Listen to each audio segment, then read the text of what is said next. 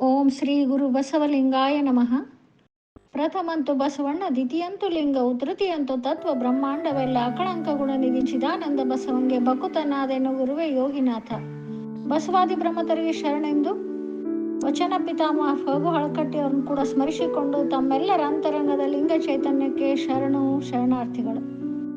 ಆಯ್ದುಕೊಂಡಂಥ ವಚನ: ದಯವಿಲ್ಲದ ಧರ್ಮ ಅದೇವುದಯ್ಯ, ದಯವೇ ಬೇಕು ಸಕಲ ಪ್ರಾಣಿಗಳೆಲ್ಲರಲ್ಲಿ, ದಯವೇ ಧರ್ಮದ ಮೂಲವಯ್ಯ, ಇಂತಲ್ಲದೊಲ್ಲನಯ್ಯ ಕೂಡಲ ಸಂಗಮ ದೇವ.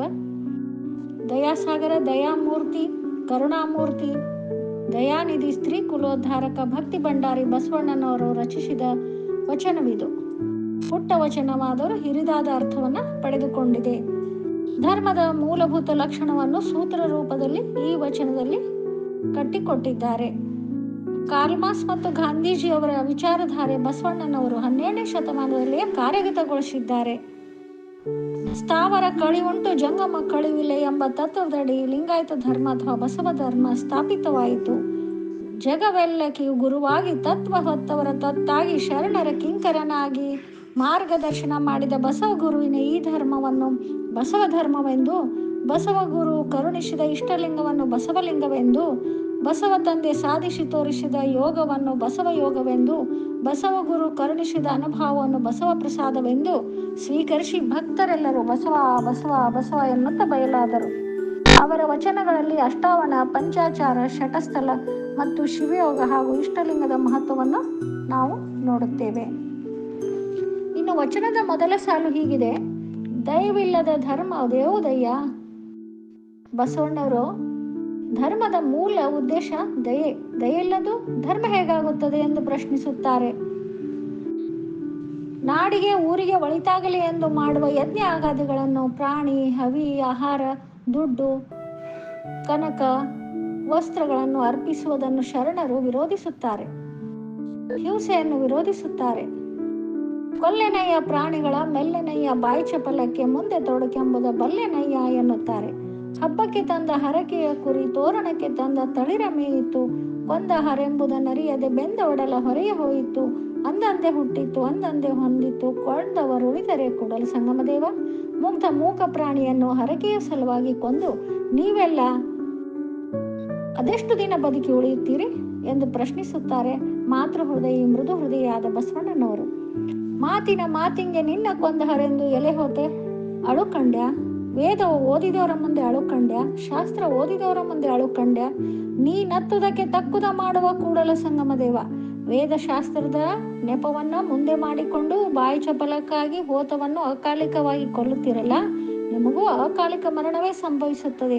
ತಾಯಿ ಎಂದಾದರೂ ಮಕ್ಕಳ ಬಲಿ ಕೇಳುತ್ತಾಳೆಯೇ ಎಂದು ಪ್ರಶ್ನಿಸುತ್ತಾರೆ ಬಸವಣ್ಣನವರು. ವಿ ಸಿದ್ದರಾಮಣ್ಣವರು ತಮ್ಮ ಹಳ್ಳಿಯಲ್ಲಿ ಜಾತ್ರೆಗೆ ಕೋಣವನ್ನು ಬಲಿ ಕೊಟ್ಟಾಗ ಅದನ್ನು ವಿರೋಧಿಸಿ ತಡೆಯುತ್ತಾರೆ.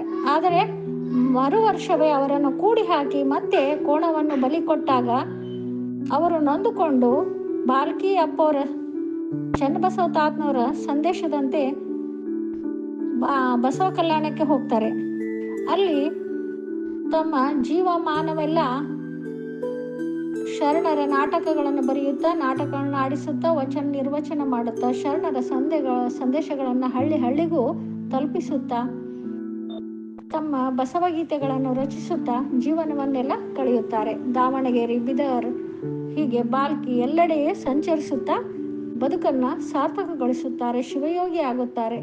ಕ್ಯಾನ್ಸರನ್ನು ಗೆದ್ದು ಮತ್ತೆ ಬಸವ ತತ್ವವನ್ನು ತಲೆ ಮೇಲೆ ಹೊತ್ತು ಗಟ್ಟಿ ಕಾಳಾಗಿ ಬಸವ ತತ್ವದ ಧೀಮಂತ ವ್ಯಕ್ತಿ ಎನಿಸಿದ್ದಾರೆ. ಬಸವಣ್ಣನವರ ಮನೆಯಲ್ಲಿ ಆಕಳುಗಳ ಕದ್ದುಕೊಂಡು ಹೋದಂಥ ಪ್ರಸಂಗ, ಕರುಗಳ ಆಕ್ರಂದನ ಬಸವಣ್ಣವರಿಗೆ ಕೇಳಲಾಗುತ್ತಿಲ್ಲ.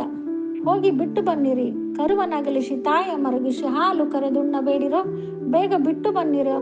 ಬಸವಣ್ಣವರ ಹೃದಯದ ಆಕ್ರಂದನ ನೋವು ಯಾವ ತಾಯಿಗೂ ಕಡಿಮೆ ಇಲ್ಲ.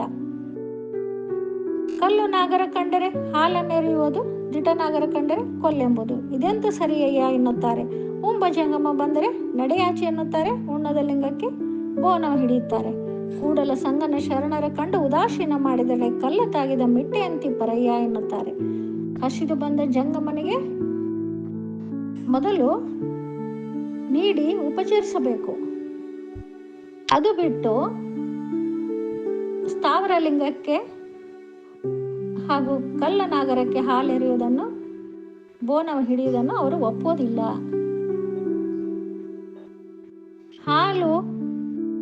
ಹಾವು ಕುಡಿಯುವುದೇ ಇಲ್ಲ, ಮಾಂಸಾಹಾರಿ. ಹೀಗಾಗಿ ಒಂದು ಸಲ ನಾವು ಅಮೆರಿಕಕ್ಕೆ ಹೋದಾಗ ದಾರಿಯಲ್ಲಿ ಹಾವನ್ನು ನೋಡಿ,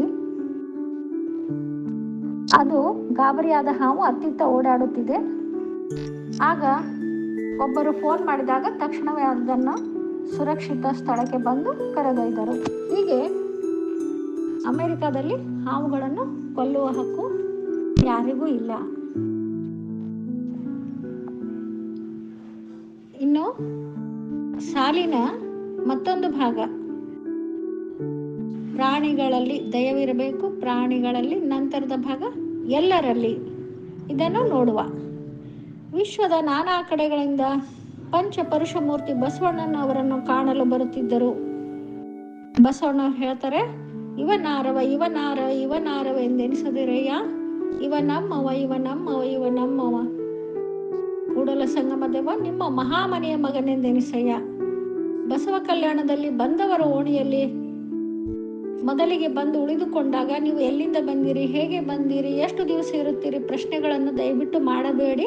ಮೊದಲು ಅವರನ್ನು ಉಪಚರಿಸಿ ಕರೆದುಕೊಂಡು ಬನ್ನಿರಿ ಅಂತ ಹೇಳ್ತಾ ಇರ್ತಾರೆ. ಇನ್ನೊಂದು ಅರ್ಥದಲ್ಲಿ ಬಸವಣ್ಣನವರು, ನಾಗಲಾಂಬಿಕೆ, ನೀಲಾಂಬಿಕೆ, ಗಂಗಾಂಬಿಕೆ, ಚನ್ನಬಸವಣ್ಣವರು ಎಲ್ಲರೂ ಸೇರಿ ಹೊಲೆಯರ ಕೇರಿಗೆ ಹೋಗಿ ದೀನ ದಲಿತರು ನಿರ್ಗತಿಕರಾದಂಥವರ ಗುಡಿಸಲುಗಳ ಮುಂದೆ ನಿಂತು, ದಯವಿಟ್ಟು ಹೊರಗೆ ಬನ್ನಿ, ನಾನು ನಿಮ್ಮವ, ನಾನು ಬ್ರಾಹ್ಮಣನಲ್ಲ, ನಾನು ಮುಖ್ಯಮಂತ್ರಿಯೂ ಅಲ್ಲ, ಬಿಜ್ಜಳಮ್ಮ ಅಳಿಯ, ಹೀಗೆಂದು ಭಾವಿಸಿ ನೀವು ದಯವಿಟ್ಟು ನನ್ನನ್ನು ದೂರ ತಳ್ಳಬೇಡಿ, ನಾನು ನಿಮ್ಮವ, ನಿಮ್ಮೊಳಗೆ ಒಂದಾಗಿ ಇರಲು ಬಯಸಿದವ, ದಯವಿಟ್ಟು ಹೊರಗೆ ಬನ್ನಿ, ಇವನಾರವ ಎಂದು ನನ್ನನ್ನು ದೂರ ತಳ್ಳಬೇಡಿ ಅಂತ ಹೇಳಿ ಅವರಿಗೆ ವಿನಂತಿ ಮಾಡಿಕೊಳ್ತಾರೆ.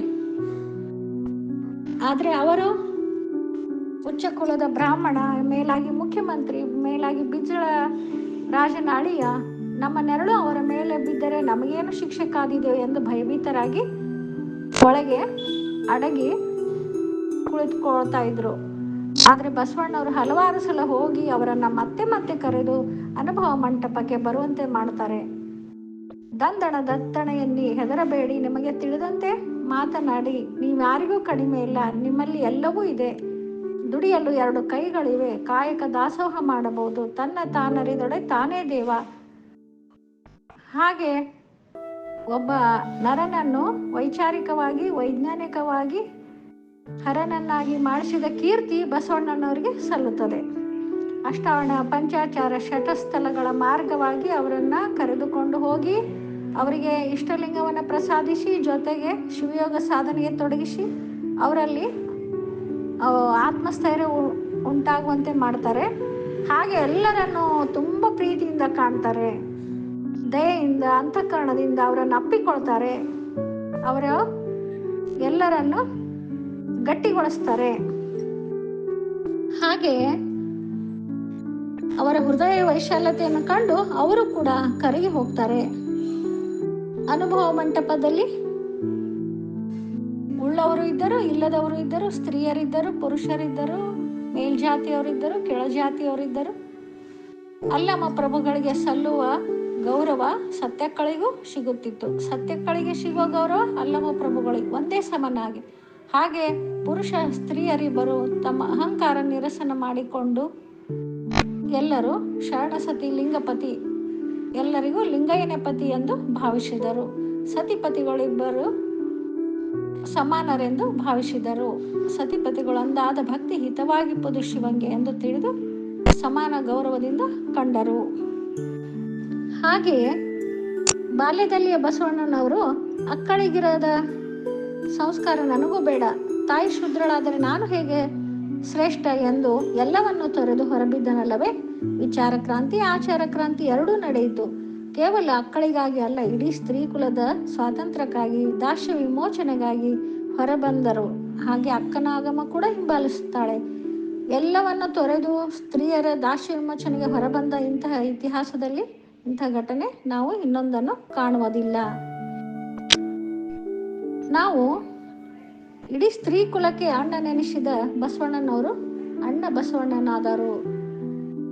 ಸ್ತ್ರೀಯರಿಗೂ ಕೂಡ ಮುಖ್ಯ ವೇದಿಕೆಗೆ ಕರೆತಂದು ಅವರಿಗೆ ಅಕ್ಷರಾಭ್ಯಾಸ ಮಾಡಿಸಿ, ವಚನಗಳನ್ನ ಬರೆಸಿ, ಚರ್ಚೆಗಳಲ್ಲಿ ಭಾಗಿಯಾಗುವಂತೆ ಮಾಡಿ, ಹಾಗೆ ಅವರಿಗೆ ಬೇಸಾಯ, ಕರಕುಶಲ ಕಲೆ ಎಲ್ಲದರಲ್ಲಿ ಭಾಗಿಯಾಗುವಂತೆ ಮಾಡಿದ್ದರು.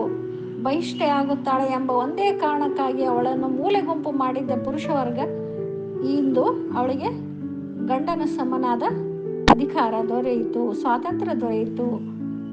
ಹಾಗೆಯೇ ಅಭಿವ್ಯಕ್ತಿ ಸ್ವಾತಂತ್ರ್ಯ, ಅಭಿಪ್ರಾಯ ಸ್ವಾತಂತ್ರ್ಯ, ತೀರ್ಮಾನ ಸ್ವಾತಂತ್ರ್ಯಗಳು ಅವರಿಗೆ ಲಭಿಸಿದವು.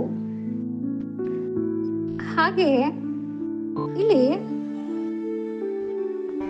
ನಾಗಲಾಂಬಿಕಾ ತಾಯಿಯವರು ಕಡಿಮೆ ಏನಲ್ಲ, ಕೊನೆಯವರೆಗೂ ಕ್ರಾಂತಿ ಗಂಗೋತ್ರಿಯಾಗಿ ತಮ್ಮನಿಗೆ ಕೊಟ್ಟ ಮಾತನ್ನು ಉಳಿಸಿಕೊಳ್ಳುವುದಕ್ಕಾಗಿ ವಚನ ಸಂಪತ್ತನ್ನು ರಕ್ಷಿಸಲು ಹೋರಾಡಿ ಉಳಿವಿಯ ಮಹಾಮನೆಯಲ್ಲಿ ಕೆಲಕಾಲ ಬಚ್ಚಿಟ್ಟು ಮತ್ತೆ ಅವುಗಳನ್ನು ಹೊರತೆಗೆದು ರಾಜನೊಬ್ಬನ ಸಹಾಯ ತೆಗೆದುಕೊಂಡು ಮತ್ತೆ ಅನುಭವ ಮಂಟಪ ಪುನರುತ್ಥಾನ ಮಾಡಿ ವಚನಗಳನ್ನ ಬರೆಸಿ ಮುಂದಿನ ಜನಾಂಗಕ್ಕಾಗಿ ವಚನಗಳ ಸಂಪತ್ತನ್ನು ಉಳಿಸಿಕೊಟ್ಟಂತಹ ಮಹಾನ್ ಶಕ್ತಿ ಕ್ರಾಂತಿ ಗಂಗೋತ್ರಿ ನಾಗಲಾಂಬಿಕಾ ತಾಯಿಯವರು. ಕಣ್ಮುಂದೆ ಮಗ ಹತನಾದರೂ ಧೈರ್ಯಗೆಡದೆ ಹೋರಾಡಿದ ಮಹಾತಾಯಿ, ಮಹಾಶಕ್ತಿ ಕ್ರಾಂತಿ ಗಂಗೋತ್ರಿ ನಾಗಲಾಂಬಿಕಾ ತಾಯಿಯವರಿಗೆ ಶರಣಾರ್ಥಿಗಳನ್ನು ಎಂದೆಂದಿಗೂ ನಾವು ಹೇಳಲೇಬೇಕು. ಹಾಗೆಯೇ ಬಸವಣ್ಣನವರಿಗೆ ಅಂಗವಿಕಲರನ್ನು ಕಂಡರೆ ತುಂಬಾ ಪ್ರೀತಿ, ಅವರಿಗೆ ಹಾಸ್ಯ ಮಾಡಿದರೆ ಅವರಿಗೆ ತುಂಬಾ ಕೋಪ. ದೀನ ದಲಿತರು ಬಡವರೆಂದರೆ ಅವರಿಗೆ ಪ್ರೀತಿ, ಶ್ರೀಮಂತರನ್ನು ಕಂಡರೆ ಅವರಿಗೆ ಕೋಪ. ತುಪ್ಪದ ಮಡಿಕೆಯ ಬೋಡು ಮುಖ್ಯನ ಬೇಡ, ಹಾಲು ಸಿಹಿ ತುಪ್ಪ ಕಮ್ಮಗೆ ಲಿಂಗಕ್ಕೆ ಬೋನ, ಕೂಡಲ ಸಂಗನ ಶರಣರ ಅಂಗಹೀನರೆಂದರೆ ನಾಯಕ ನರಕ. ಕಾರಣ ಆತನ ನಡೆ ಶುದ್ಧ, ನುಡಿ ಶುದ್ಧ, ತನು ಶುದ್ಧ, ಮನ ಶುದ್ಧ, ಭಾವ ಶುದ್ಧ. ಹೀಗಾಗಿ ಪರಶಿವನಿಗೆ ಹತ್ತಿರನಾದ ಆತನನ್ನು ಅಂಗವಿಕಲ ಎಂದು ಕರೆಯಬಹುದೇ ಎನ್ನುತ್ತಾರೆ. ಹಾಗೆ ದಾರಿಯಲ್ಲಿ ಹೊರಟಂತಹ ಕುಷ್ಠರೋಗಿಯನ್ನು ಕಂಡು ಇದೆಂತಹ ಭಯಂಕರ ರೂಪ ಹೊತ್ತಿರುವೆ ಕೂಡಲ ಸಂಗಮ ದೇವ ಎನ್ನುತ್ತಾರೆ. ಹಾಗೆ ದೀನ ದಲಿತರು ದೇವಾಲಯ ಪ್ರವೇಶವನ್ನು ಬಯಸಿದಾಗ ಸ್ಥಾವರವಾದ ದೇವಾಲಯ 80 ವರ್ಷ ಬಾಳಬಹುದು, 100 ವರ್ಷ ಬಾಳಬಹುದು, ಆದರೆ ನಿಮ್ಮ ಅಂತರ್ಯಾಮಿಯಾದಂಥ ಶಿವ ನಿಮ್ಮಲ್ಲಿಯೇ ಇದ್ದಾನೆ. ನಿಮ್ಮ ದೇಹ ದೇವಾಲಯವನ್ನು ಮಾಡಿಕೊಳ್ಳಿ. ಸ್ಥಾವರ ದೇವಾಲಯ ಅದು ಅಶಾಶ್ವತ. ಅದಕ್ಕಾಗಿ ಶಿವಯೋಗವನ್ನು ಹೇಳ್ಕೊಡ್ತಾರೆ, ಲಿಂಗವನ್ನ ಕರುಣಿಸ್ತಾರೆ. ನಿಮಗೆ ನೀವೇ ಬೆಳಕಾಗಬೇಕು, ನಿಮ್ಮಲ್ಲಿ ಎಲ್ಲವೂ ಇದೆ ಅಂತ ಹೇಳಿ ಅವರನ್ನ ಹುರಿದುಂಬಿಸ್ತಾರೆ. ಹಾಗೆಯೇ ನಮ್ಮ ತಾಯಿ ಹಾಡ್ತಾ ಇದ್ದರು,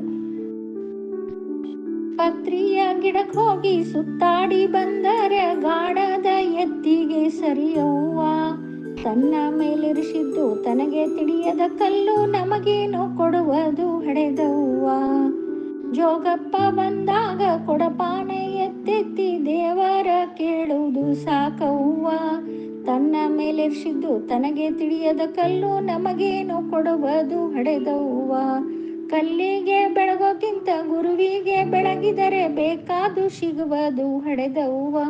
ನಿಜ. ಭವಿಷ್ಯ, ಜ್ಯೋತಿಷ, ಹಾಗೆ ತೀರ್ಥಕ್ಷೇತ್ರಗಳ ಅಲೆದಾಟ ಯಾವುದನ್ನು ಶರಣರು ನಂಬುವುದಿಲ್ಲ. ಗೋತ್ರದ ಹೆಸರು ಕೇಳಿದರೆ ಕತ್ತು ದಗ್ಗಿಸಿ ನೆಲ ಕೆರೆಯಬೇಡಿ, ಚೆನ್ನೈನ ಗೋತ್ರ ಕಕ್ಕೈನ ಗೋತ್ರ ಎಂದು ಹೇಳಿ ಎನ್ನುತ್ತಾರೆ. ವೇದಕ್ಕೆ ಒರೆಯ ಕಟ್ಟುವೆ, ಶಾಸ್ತ್ರಕ್ಕೆ ನಿಗಳನ್ನಿಕ್ಕುವೆ, ತರ್ಕದ ಬೆನ್ನ ಭಾರ ನೆತ್ತುವೆ, ಆಗಮದ ಮೂಗ ಕೊಯ್ವೆ ನೋಡಯ್ಯ, ಕೂಡಲ ಸಂಗಮ ದೇವ ಕೇಳಯ್ಯ, ಮಾದಾರ ಚೆನ್ನಯ್ಯನ ಮನೆಯ ಮಗ ನಾನಯ್ಯ ಅಂತಾರೆ. ಹಾಗೆ ಎಲ್ಲರೂ ಬ್ರಾಹ್ಮಣನೆಂದು ದೂರು ಸರಿಸಬಾರದು ನನ್ನನ್ನ ಅಂತ ಹೇಳಿ ಎಲ್ಲರೊಳಗೊಂದಾಗ್ಲೂ ಬಯಸಿ ಹೇಳ್ತಾರೆ. ಚೆನ್ನಯ್ಯನ ಮನೆಯ ದಾಸಿಯ ಮಗನು, ಕಕ್ಕಯ್ಯನ ಮನೆಯ ದಾಸಿಯ ಮಗಳು ಬೆರಣಿ ಆಯಲು ಹೋಗಿ ಅವರ ಸಂಪರ್ಕದಲ್ಲಿ ಹುಟ್ಟಿದ ಮಗ ನಾನು. ಈ ಧೈರ್ಯ, ಈ ಕೆಚ್ಚು ಯಾರಿಗೆ ಬಂದಿತ್ತು? ಹಾಗೆ ಜಾತೀಯತೆ ವಿಷಮತೆಯನ್ನು ತೊಡೆದು ಹಾಕಲು ಸ್ವಯಂ ಘೋಷಿತ ಬಹಿಷ್ಕಾರ ಹಾಕ್ತಾರೆ. ದಯೆಯಿಂದ ದಯೆ ಹುಟ್ಟುತ್ತದೆ, ಪ್ರೀತಿಯಿಂದ ಪ್ರೀತಿ, ದ್ವೇಷದಿಂದ ದ್ವೇಷ.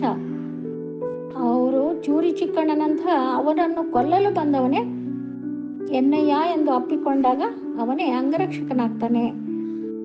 ಹಾಗೆ ನೀಲಾಂಬಿಕೆ ಬೆಂಡೋಲೆ ಕದಿಯಲು ಬಂದ ಕಳ್ಳ ಅವರ ದಂಪತಿಗಳ ಪ್ರೀತಿ ವಾತ್ಸಲ್ಯ ಕಂಡು ಪಶ್ಚಾತ್ತಾಪದಿಂದ ಶರಣನಾಗ್ತಾನೆ.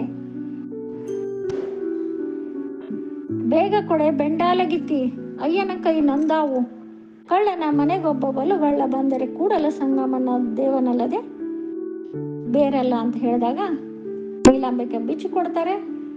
ಹಾಗೆ ಗಡಗಡ ನಡುತ್ತಾ ಇರುವಂತಹ ಕಳ್ಳ ಪಶ್ಚಾತ್ತಾಪದಿಂದ ನೊಂದು ಅಲ್ಲಿಯೇ ಅವರಲ್ಲಿಯೇ ಉಳಿತಾನೆ. ಹೀಗೆ ದಯೆ ಅಂತಃಕರಣ ಮೂರ್ತಿ ಆದ ಕಾರಣ ಬಸವಣ್ಣನವರು ಹೊಸ ಸಮಾಜವೊಂದನ್ನೇ ಕಟ್ಟಿದರು. ಜಾತಿ ವರ್ಗ ವರ್ಣರಹಿತ ಸಮಾಜವನ್ನೇ ಕಟ್ಟುತ್ತಾರೆ, ನಡೆನುಡಿ ಸಿದ್ಧಾಂತ ಅಳವಡಿಸುತ್ತಾರೆ. ಆದರೆ ಇಂದು ಏನಾಗಿದೆ? ಇಂದು ದಯಾಮೂಲ ಧರ್ಮವಿದು, ಆದರೆ ಇಂದು ಭಯವೇ ಧರ್ಮದ ಮೂಲವಾಗಿದೆ. ಅಣ್ವಸ್ತ್ರ ಮಾರಕಾಸ್ತ್ರಗಳನ್ನು ತಯಾರಿಸ್ತಾ ಇದ್ದಾರೆ. ಹೆಣ್ಣು ಮಕ್ಕಳ ಹಿಂಸೆ, ಅತ್ಯಾಚಾರ, ಸ್ತ್ರೀಯರ ಮೇಲೆ ದೌರ್ಜನ್ಯ ನಡೆಯುತ್ತಲೇ ಇವೆ. ಗಾಂಧೀಜಿ ಹೇಳುವಂತೆ ಹೆಣ್ಣು ಮಕ್ಕಳು 12 ಗಂಟೆ ರಾತ್ರಿ ಇಂದಿಗೂ ನಡೆಯುವುದು ಸಾಧ್ಯವಾಗುತ್ತಿಲ್ಲ. ಅಂಬೇಡ್ಕರ್ ಕೂಡ ಸಾಕಷ್ಟು ಪ್ರಯತ್ನಿಸಿದರು. 33% ಕೂಡ ಹೆಣ್ಣು ಮಕ್ಕಳಿಗೆ ಸ್ವಾತಂತ್ರ್ಯ ಲಭಿಸಿಲ್ಲ. ಕೊನೆಗೆ ರಾಜೀನಾಮೆ ಕೊಡ್ತಾರೆ. ಪಂಜಾಬಕ್ಕೆ ಹೋದಾಗ 1951ರಲ್ಲಿ ಫೆಬ್ರವರಿ 25ನೇ ತಾರೀಕು ಸ್ತ್ರೀಯರಲ್ಲೂ ಎಲ್ಲರೂ ಅವರಿಗೆ ಅಭಿನಂದಿಸಿದಾಗ, ದಯವಿಟ್ಟು ನನ್ನ ಹೊಗಳುವುದು ಬೇಡ, ನಿಮಗಾಗಿ ನೀವು ಹೋರಾಡಿರಿ, ನೀವು ಎಲ್ಲ ಒಕ್ಕಟ್ಟಾಗಬೇಕು, ನೀವೆಲ್ಲ ಒಂದಾಗಬೇಕು, ನಿಮ್ಮ ಹಕ್ಕಿಗಾಗಿ ನೀವು ಹೋರಾಡಬೇಕಂತ ಹೇಳಿದಾಗ ಎಲ್ಲರೂ ಅವರ ಮಾತನ್ನು ಒಪ್ಪಿಕೊಳ್ತಾರೆ. ಅದಕ್ಕಾಗಿ ನಾವು ಮತ್ತೆ 12ನೇ ಶತಮಾನದ ಸುವರ್ಣ ಯುಗ ಮತ್ತೆ ಮರಳಿ ಬರಬೇಕು. ಮತ್ತೆ ಎಲ್ಲರೂ ಒಂದಾಗಿ ಬಾಳಬೇಕು. ಪ್ರೀತಿ, ವಿಶ್ವಾಸ, ದಯೆ ಅಂತಃಕರಣಗಳಿಂದ ಒಬ್ಬರನ್ನೊಬ್ಬರು ಪ್ರೀತಿಸಬೇಕು. ದ್ವೇಷ ಮರೆಯಾಗಬೇಕು, ಪ್ರೀತಿ ಉಳಿಯಬೇಕು ಅಂತ ಆಶಿಸ್ತಾ ಎಲ್ಲರಿಗೂ ಈ ವಚನ ನಿರ್ವಚನಕ್ಕೆ ವಿರಾಮ ಹೇಳ್ತೇನೆ. 12ನೇ ಶತಮಾನದ ಸುವರ್ಣ ಯುಗವು ಮತ್ತೆ ಬರಬೇಕು. ಅದಕ್ಕಾಗಿ ಈ ಕವನದ ಸಾಲುಗಳು: ಬಸವನ ಬೆಳಕೆ ಎಲ್ಲಾಡಿ ಬಂದೆ, ಭಾರತವೆಲ್ಲ ಸುತ್ತಾಡಿ ಬಂದೆ, ನಿಟ್ಟು ಸಿರೆದೆಯನ್ನು ಬೆಳಗಿಸಿ ಬಂದೆ, ನಿರಾಶೆ ಎದೆಯನ್ನು ತೊಳಗಿಸಿ ಬಂದೆ, ಹೆಣ್ಣಿನ ಕಂಬನಿ ಬತ್ತಿಸ ಬಂದೆ, ಆಶಾ ಜ್ಯೋತಿಯ ಹೊತ್ತಿಸ ಬಂದೆ, ದೀನರ ಬಾಳನ್ನು ಮುಸುಕಿದ ಕಾಳವ ಕಬಳಿಸಿ ಬಂದೆ, ಧವಳಿಸಿ ಬಂದೆ, ಬಸವನ ಬೆಳಕೆ ಎಲ್ಲಾಡಿ ಬಂದೆ, ಕನ್ನಡ ವನದಲ್ಲಿ ಕುಣಿದಾಡಿ ಬಂದೆ. ಆ ಬಸವನ ಬೆಳಕು ಮತ್ತೆ ಬರಲಿ, ಮತ್ತೆ ಆ ಸುವರ್ಣ ಯುಗ ಮರುಕಳಿಸಲಿ ಅಂತ ಆಶಿಸ್ತಾ ಎಲ್ಲರಿಗೂ ಶರಣಾರ್ಥಿಗಳು.